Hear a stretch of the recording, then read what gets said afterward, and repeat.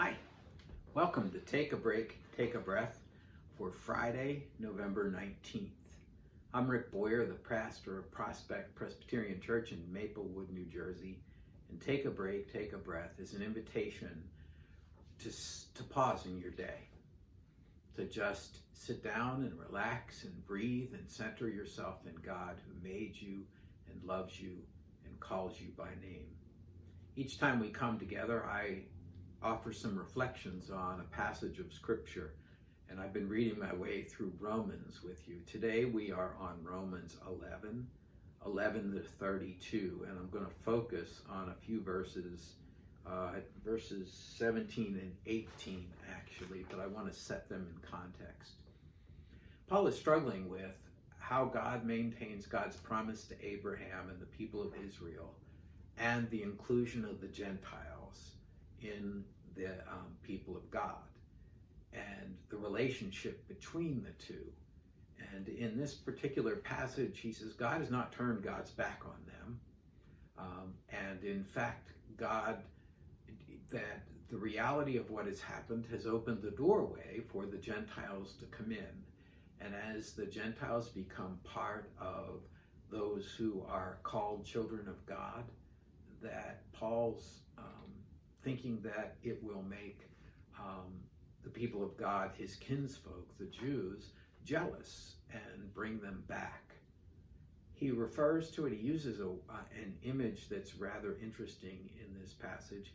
He talks about an olive tree and says some of the olive branches, the natural olive branches of a cultivated olive tree, have been broken off, and wild olive branches have been grafted on.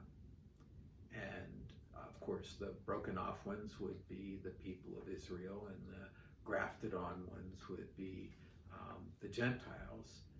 And Paul reminds the Gentiles not to get too proud, the Gentile Christians in Rome. Don't get too proud. You were grafted on, and just as God broke off the natural branches, God could break you off, or just as God has grafted you on, God can also graft on and will also graft on Paul's kinsfolk, the Jews. And he likens that to a resurrection, that God can bring life from something that was once dead. It reminds me in some ways of the passage in Ezekiel where the prophet looks out over a valley of dry bones, and the Spirit says to him, "Can these bones live?" And Ezekiel's response is, "You know." And of course, Ezekiel follows what the Spirit leads him to do, and the bones do come to life. And it's a reminder that God can bring life out of that which appears to be dead. I want to use the image of an olive tree and our being grafted into that tree or broken off from that tree for the meditation time today. Here are the verses. But if some of the branches were broken off, and you, a wild olive shoot, were grafted in their place to share the rich root of the olive tree, do not boast over the branches. If you do boast, remember that it is not you that support the root, but the root that supports you.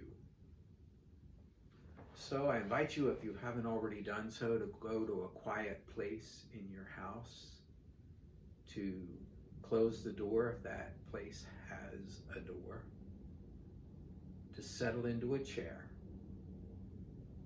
to relax into that chair. Look around the room, the colors in the room, the light in the room, the things that might be special to you in that room. What's it feel like? How's the temperature in that room today? What sounds do you hear? And then close your eyes. Take a deep breath. And as you breathe in the breath of God. And as you breathe out all that separates you from God. As you breathe in the breath of life. And as you breathe out all that does not give you life. As you breathe in God's peace. And as you breathe out all that does not give you peace, all of your worries, your fears, your anxieties, all of the pressures that you're feeling in your life. Keep breathing nice and deep, in and out, in and out. The peace of God is spreading and growing and washing over you. Imagine it washing over you like the warm water of a shower. And as it falls on you, it brings you calm and peace and the love of God. Imagine it washing down, hitting your head, washing down over your head and your face. And as it does so, your mind relaxes and gets calm. The muscles in your face relax. Your jaw relaxes. And perhaps you even smile. The peace of God runs down over your neck. And the muscles in your neck unwind. And the tightness goes away. The peace of God washes down your shoulders, over your biceps and your triceps, and over your forearm, onto your hands, and drips off the tips of your fingers. And as it does so, your hands open up, letting go of the things you cling to, and your palms turn up to receive God's grace and love, and it fills your hands with a lightness. This lightness releases the energy, the tightness that you've felt. And your arms rest. And your shoulders rest. The peace of God runs down over your back. And as it does so, the burdens of the day are put down. The things that have caused you to be hunched over emotionally and spiritually are let go for a while at least.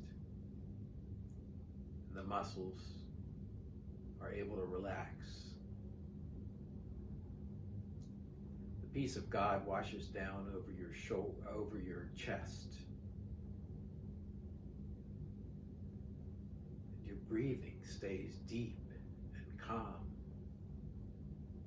And your heart rate slows to a resting pace. It washes down over your belly. And as it does so, it calms the churning in your belly. It washes down over your hips and your thighs, your calves, and your feet, all the way to the tip of your big toe. And as the peace of God moves over your legs, the tiredness and the ache of feeling like you have to go and go and go is released, and the muscles are renewed.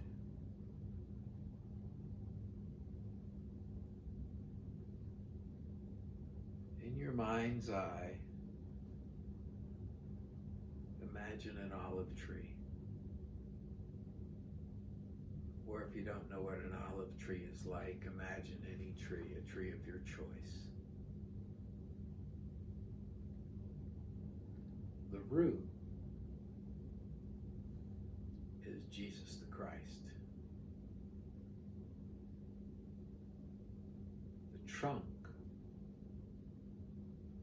is the generations of those who have come before us, who have been faithful from Abraham to today.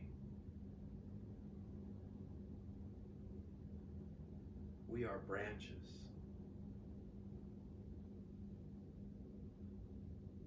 How do you see yourself as a branch? Are you a branch that is broken and the connection is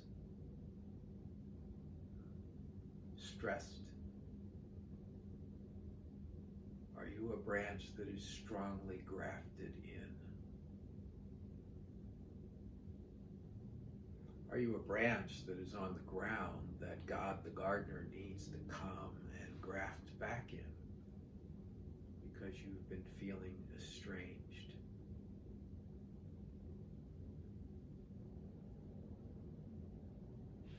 God as the gardener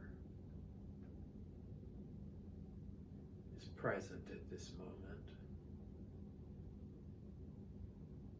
Where does God find you? What do you as a branch want to say to God? What is God saying to you? What concerns do you have for other branches? And what will you say to God about that?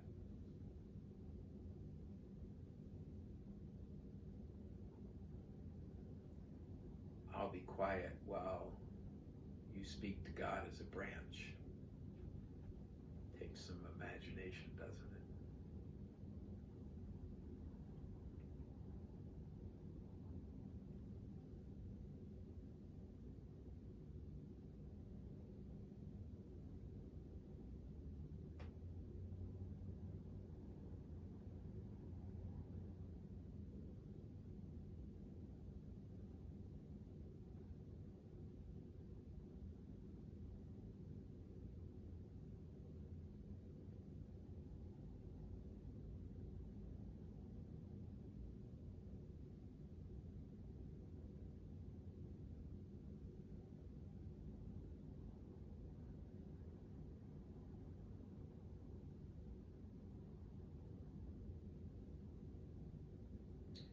And then the time for the conversation comes to an end. But as it comes to an end, we offer God thanks for God's life-giving ways. For God the gardener has come and cared for you and listened to you and grafted you and made sure that your connection is strong.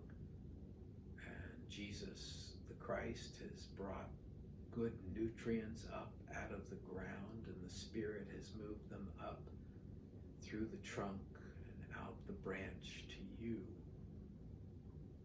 You are connected. God is taking care of you. And the Spirit is feeding and nurturing you.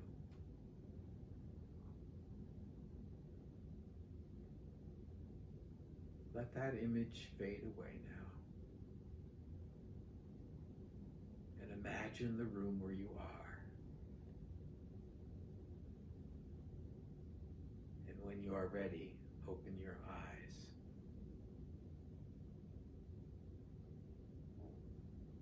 Well, that's Take a Break, Take a Breath for Friday, November 19th. If you have feedback for me or you want to talk or pray, send an email to rick@prospectchurch.org.